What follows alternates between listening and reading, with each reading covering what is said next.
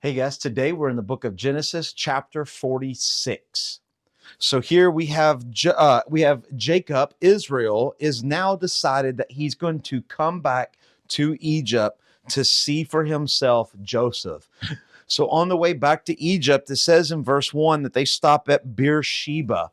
Beersheba is a southern part in Israel. You might have remembered from some of our past readings that Abraham stops there. He plants a tree there. Isaac makes a sacrifice there.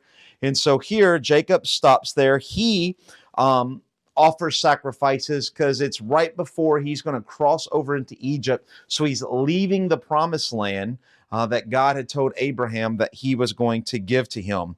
And in that night, he sent him a vision. Much like the same vision he had in Genesis chapter 28. He gives him a vision and says, Jacob, Jacob. And Jacob says, here I am, the same as in chapter 28. And he said, I am God. Do not be afraid to go down to Egypt. This is kind of showing us that he was afraid. And God is affirming him, saying, do not be afraid. For I will make you a great nation, right? So the promise that he gave to Abraham, he's saying, don't be afraid to go. I will continue to fulfill this covenant that I made with Abraham through you, Jacob. And he says that I myself, God, will go with them into Egypt and I will bring you back. I will bring you back to the promised land. But he's not speaking of Jacob, he's speaking past Jacob. And we know that because it says, Joseph's hand shall close your eyes, which means you will die in Egypt. So God says, don't be worried to go. I'm still going to keep my promises. You're going to die there, but I will bring Israel back to the promised land. I will keep my promises. So Jacob sets out from there and he carries all of his children. Notice it says in verse 5, their wives in the wagons. This shows us how important those wagons from Pharaoh was, because they had to move back all of their kids, right? All of the people that comes back, all of their tents and all of the things that they had. So these wagons that God laid it on the heart for Pharaoh to give is something that they needed for this. It says they came into Egypt, Jacob and all his offspring. He took everything, left nothing in the promised land. And now we get a list of the 12 sons and their families.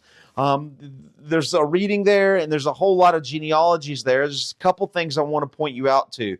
Notice in verse 12, the sons of Judah, and it says Perez and then Hezron.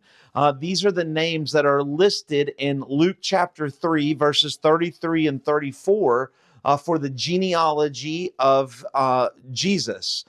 So through Judah, the Messiah will come. And so here we have Perez and Hezron, which continues to tell us the genealogical line of the Messiah. So that's kind of important.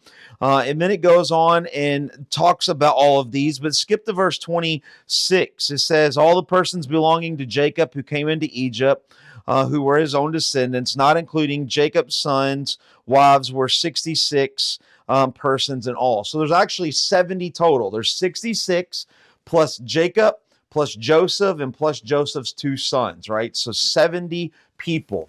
So if you can do your math and you remember a little bit of reading, it's taken about 215 years to go from one person to 70. And then in the future reading, we're going to see it's going to take 430 years of these 70 Israelites will turn into 2 million plus when we get to the book of Exodus, right? So you can kind of see here just setting things up for the future reading. And so he goes, and as they're moving to Egypt, he sends Judah ahead, right? So think of Judah, the Messianic line. He sends them ahead and says, hey, figure out where we need to go, right? And so Joseph is kind of pointing them to a land. And Joseph, we see Joseph and Israel meet, and Israel, his dad, of course, is happy. And he even says, now let me die. What he thought was impossible has happened. So he said, I am good. I am ready to die. I have seen the unimaginable. My son has come back. And then Joseph, being a smart man, says, I'm going to go to Pharaoh, right, on your behalf. And I'm going to say, hey, my dad and my brothers came like you told them to do, and they need land. And he says, so I'm going to tell them that you are herdsmen. You're keeping livestock, and so that's what you need to tell Pharaoh. And you want to do that in the land of Goshen. Okay, so that is kind of the north part of Egypt, kind of northeast of Egypt. But it was on the kind of delta. It was very nice, a lot of grass, great place to keep livestock. And so he goes and tells Pharaoh, and Pharaoh asks some of the sons, what do you do? They say, we keep livestock, and we would like to stay in Goshen, right? So notice it says in the very last verse, 34, in order that you would dwell in the land of Goshen, for every shepherd is an abomination to Egyptians. In the Egyptian culture, sheep was considered unclean. So people who tended sheep and livestock were unclean people. So they were not kept inside of Egypt proper. They were kept outside, very much the way Israel does.